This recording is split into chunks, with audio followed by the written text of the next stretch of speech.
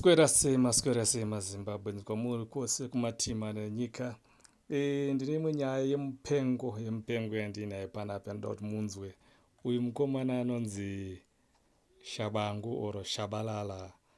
Handinyazoziva kuti pfungwa dzake dzichiri right here. Mukomana wokutengesa triple C kuZANU-PF. Mukomana wokupa 2/3 majority kuZANU-PF. Pfungwa dzake I think dzada kuongororwa. Mukomana worwira face isiri yake.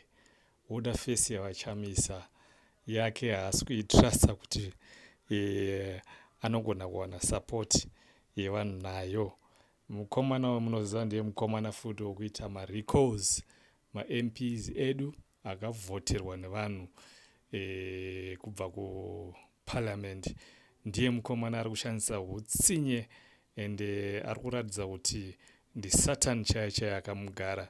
So pari zvino ari kuti iye chiso chavachamisa havafaniri kunge vachichishandisa ilogo yetriple C.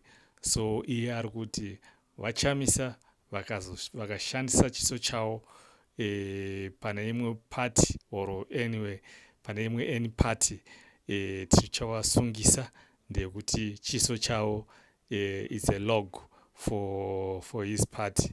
Ilog yeparty yake ari kuti chiso chavachamisa mufananidzo wetriple C Tshabangu. Saka yari kuti havafaniri kunge vachishandisa face yavo kune any party yavachafoma vachamisa. Handizivi kuti mukomana uyu ari kuda madhokotera akafanana naapi, asi handifungi kuti echirungu anoshanda apa. Hakunyatsoda echibhoyi ndeyekuti mukomana uyu ndaona nguva pfupi achipfeka matsaga. Pfungwa dzake chaidzo dzinenge dzakusanyatsoita zvakanaka.